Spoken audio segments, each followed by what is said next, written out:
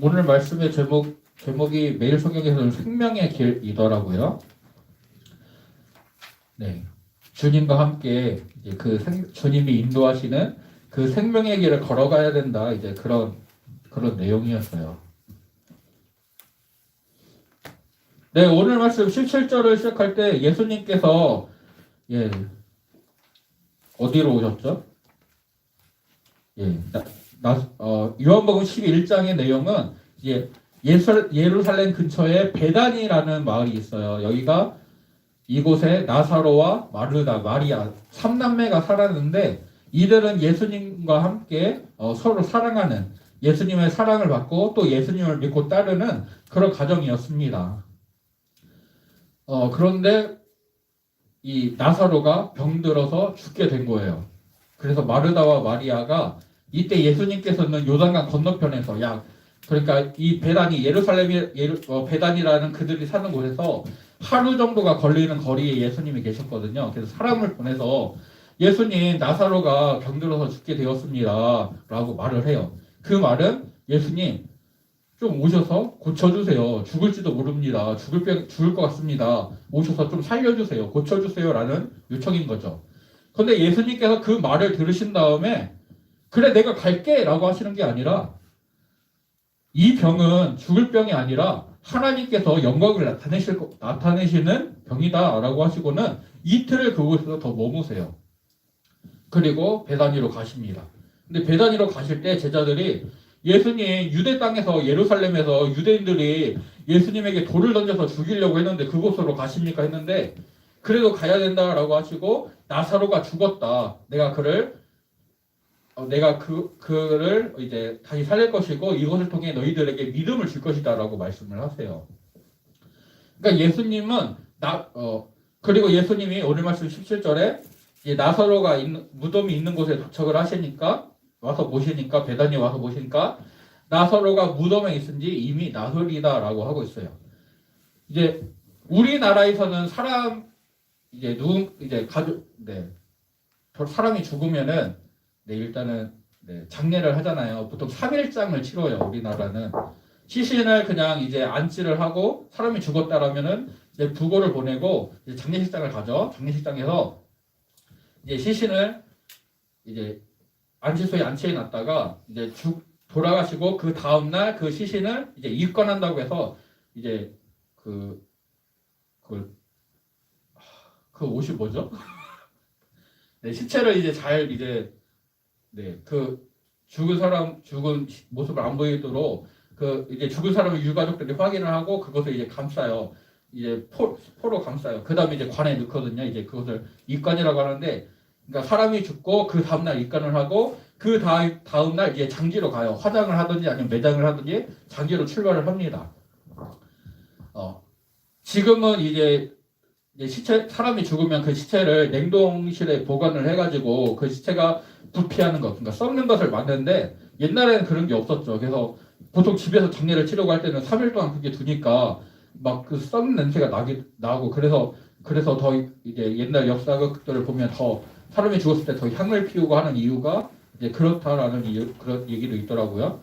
아무튼 그런데 이제 유대 나라는 되게 덥고 사막 지형이기 때문에 되게 더운 나라예요. 그래서 이 나라에서는 사람이 죽으면은 최대한 빨리 이제 그 사람의 몸을 향유로 씻고 향품을 바르고 세마포로 싼대요. 그리고 관에다가 넣고 바로 매장지로 가서 묻는데요. 그러니까 사람이 죽으면은 그날 이제 무덤에 넣는 거예요.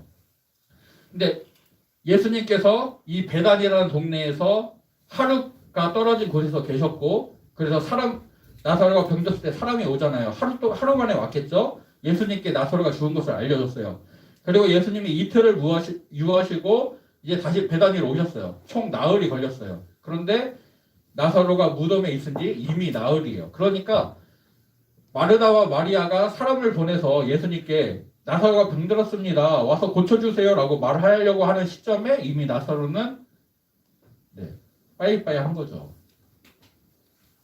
죽게 된 거예요. 그러니까 예수님이 그때 오셨더라도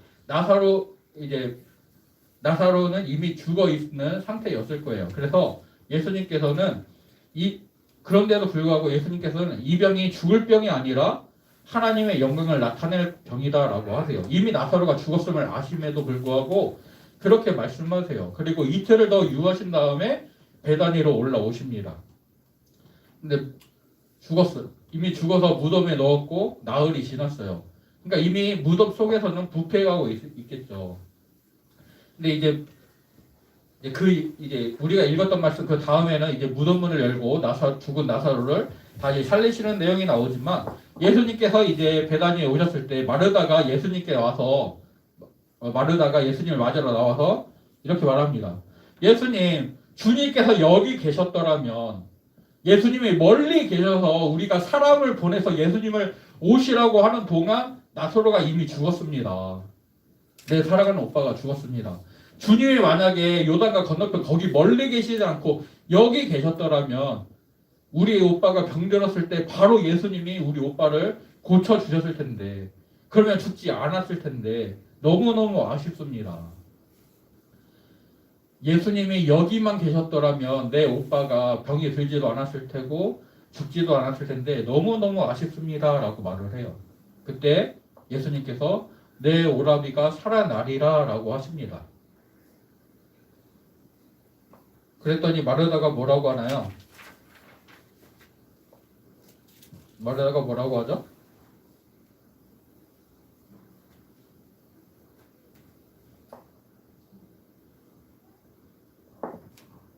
마지막 날 부활 때에는 다시 살아날 줄을 내가 아나이다. 예수님께서 내 오라비가 살아나리라 하시는 말씀은 사실 이제 다음 부분, 우리 요한복음의 다음 부분에서 예수님께서 죽은 나사로를 살려주시죠. 무덤에서 나오게 하세요. 살아 나오게 하세요. 그러니까 내가 내 오빠를 살려주겠다라고 하시는 말인데 마르다는 마지막 날 부활 때에는 다시 살아날 것을 내가 믿습니다. 내가 압니다. 라고 하는 거예요. 유대인들의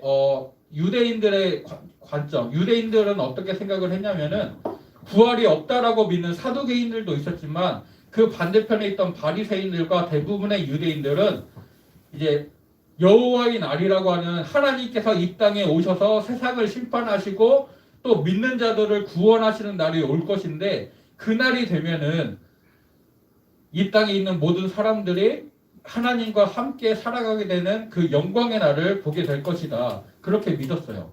지금은 이 땅에서 살아가지만 나중에는 하나님이 이 땅에 하나님의 나라를 만드시고 그 땅에서 하나님과 함께 살게 될 것인데 그때는 하나님의 백성으로 살다가 죽은 사람들도 다시 살아나서 하나님 육신의 몸을 입고 하나님 나라의 백성이 된다라고 믿었어요.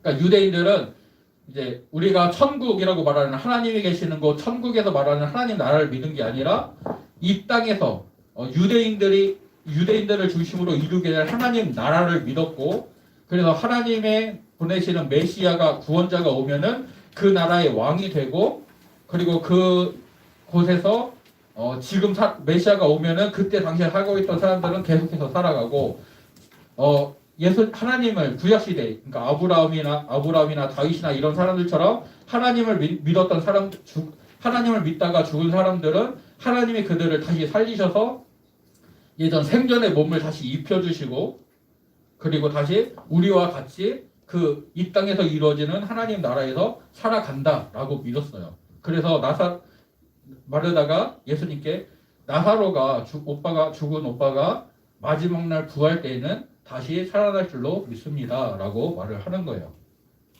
근데 예수님께서 이렇게 말씀하시죠. 나는 부활이다. 그리고 나는 생명이다. 나를 믿는 자는 죽어도 살 것이다. 여기까지는 유대인들도 믿었어요. 하나님을 믿는 사람은 죽어도 마지막 날에는 다시 살아날 것이다. 라고 여기도 유대인들은 어느 정도 믿었어요. 근데 예수님께서 그 다음에 이제 말씀하시죠. 무릇 살아서 나를 믿는 자는 영원히 죽지 아니하리니 이것을 내가 믿느냐. 일단 말하는 예수님 그렇게 믿습니다. 주는 그리스도시요 살아계신 하나님의 아들이시고 세상에 오신 하나님의 아들이시고 그리스도이신 것을 내가 믿습니다. 예수님이 부활이고 생명이신 것을 그 말씀을 내가 믿습니다. 라고 말을 해요. 그런데 이 다음 부분에 39절에서 예수님이 나사로의 무덤에 가시고 그곳에서 무덤문을 열어라라고 하세요. 그랬더니 마르다가 거기서 그럽니다.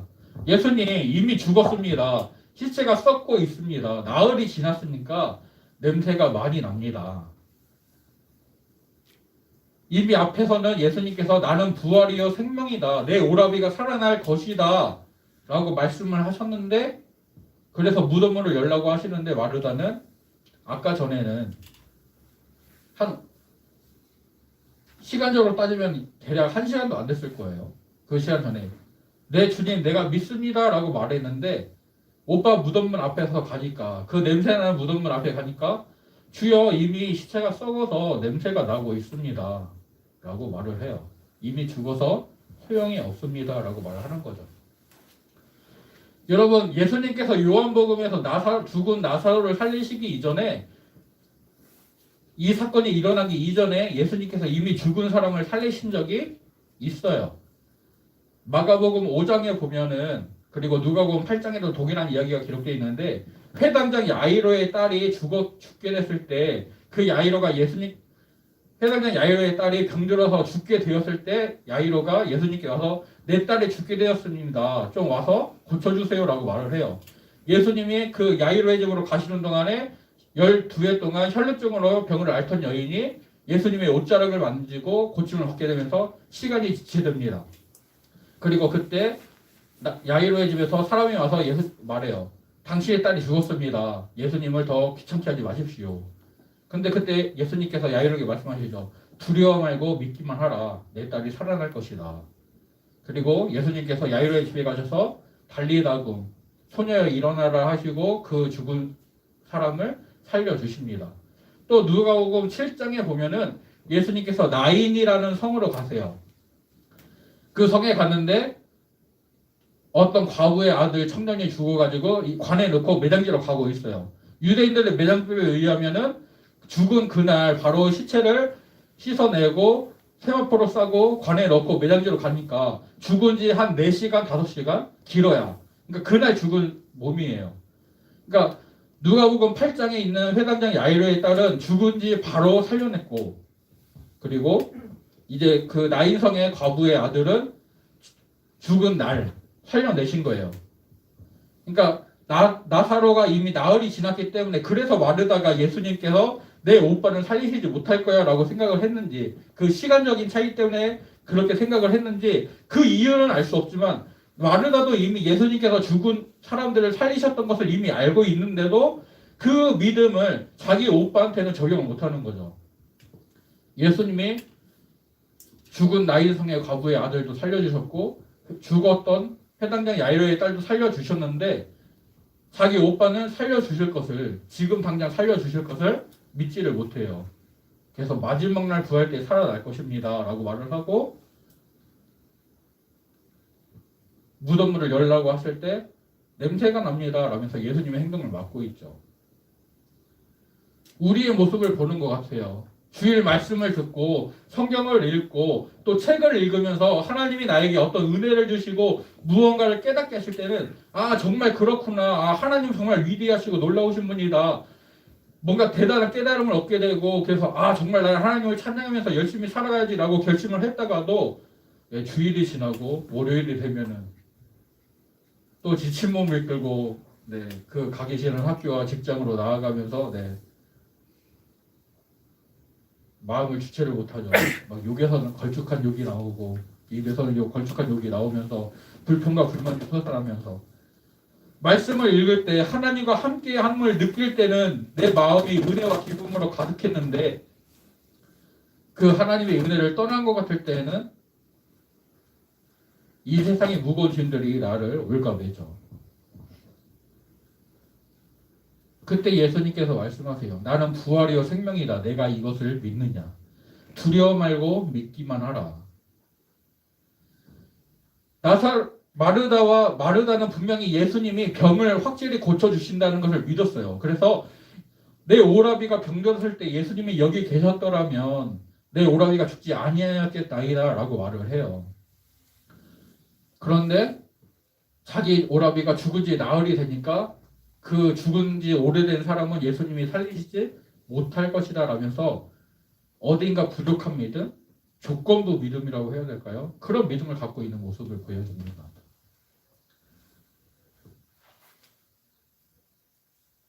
예수님을 믿는 사람은 다시 살아나게 됩니다. 예수님이 부활하셨고 그 부활을 우리들도 나중에 우리들도 죽으면은 다시 살아나게 될 거예요. 또 살아서 믿는 자는 영원히 죽지 아니하리라라고 말씀을 하세요. 이 말씀을 우리가 잘 이해를 해야 돼요. 이 말씀은 예수님께서 예수님 믿는 사람들은 결코 죽지 않는다라고 하시는 게 아니에요. 여러분 히브리서 9장 27절을 보게 되면은 한 번 죽는 것은 사람에게 정해진 것이요 그 외에는 반드시 심판이 있을 것이다 라고 말씀을 하십니다. 우리 사람은 영과 육으로 이루어졌어요. 육의 몸은 언젠가 한 번은 반드시 죽어요. 이것은 이미 정해져 있는 거예요. 근데 예수님을 믿으면 부활이요 생명이신 예수님을 믿으면 영원히 죽지 아니하리라라고 하시는 이 말씀은 무엇이냐? 내 육체의 몸이 죽지 않는다는 게 아니라 사람은 두 번 죽게 돼 있어요, 여러분. 육체의 몸이 죽고요. 영의 몸이라고 할게요. 육체의 몸이 죽고 영의 몸이 죽는 때가 있어요. 육체의 몸이 죽는 때는 우리가 장례를 치르는 그때예요. 영의 몸이 죽는 때는 이제 심판의 때라고 말해요. 예수님께서 이 땅에 재림하시고 하나님께서 모든 악한 것들과 심지어 사망까지도 불못에 던지셔서 심판하시는 그때 하나님을 믿지 않는 자들은 그 심판대 앞에 나와서 죄를 받는 벌을 받는 심판을 받게 되고요. 하나님을 믿었던 자들은 그 심판대 앞에서 자기들의 믿음과 행위를 통해서 상을 받는 심판을 받게 될 거예요. 그 심판에서 영원한 벌을 받지 않는다라고 하시는 게 예수님이 말씀하신 나를 믿는 부활이요 생명이신 예수님을 믿는 자는 결코 죽지 않는다는 말씀이 그 말씀입니다. 우리의 육체의 몸은 한 번 죽지만 우리의 영혼은 결코 죽지 않게 돼요. 예수님을 믿게 될 때. 하나님의 자녀로서 살아가게 될 때 그 영원한 죽음을 맞이하지 않게 됩니다. 그래서 예수님께서 오늘 나는 부활이요 생명이다. 나를 통해서만 부활하고 그 생명을 누릴 수 있다라고 말씀하시면서 이것을 우리에게 믿느냐라고 물어보십니다. 우리가 이 믿음의 길에 설 수 있기를 간절히 소원합니다. 예수님만이 우리의 유일한 소망이 되십니다. 네. 아플 때 여러분 몸이 아프면 어떻게 해야 되나요? 병원 가야 돼요. 약 먹어야 돼요. 그건 진짜예요. 몸이 아프면은 병원에 가고 약을 먹어야 돼요. 그런데 우리는 믿음의 사람이잖아요. 병원을 가기 전에 약을 먹기 전에 기도해야 돼요. 하나님, 이 약의 효과가 되게 내 몸에 잘 받게 해주셔서 이 약만 먹고 고침을 받게 해주세요. 약을 먹지만 나의 생명의 주인은 하나님이심을 믿습니다. 하나님이 나를 고쳐주실 줄로 믿습니다. 라면서 그 믿음의 고백을 하고 병원을 가고 약을 먹는 거죠.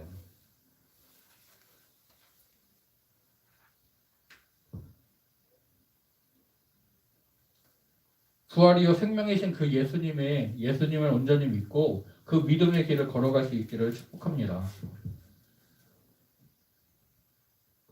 마르다가 예수님이 병을 고쳐주심을 믿고 또 예수님의 말씀을 듣고는 내가 믿습니다. 예수님은 하나님의 아들이시고 그리스도이심을 내가 믿습니다. 라고 말하고는 그 오빠가 썩어가고 있는 그 현실의 문제 앞에서는 그 믿음을 자신의 삶에 적용하지 못해요. 여러분이 믿고 있는 그 믿음의 내용들이 여러분들의 삶 가운데도 온전히 적용될 수 있기를 간절히 소원합니다. 그러기 위해서는 내가 더욱더 말씀을 읽고 또 기도해야 되죠.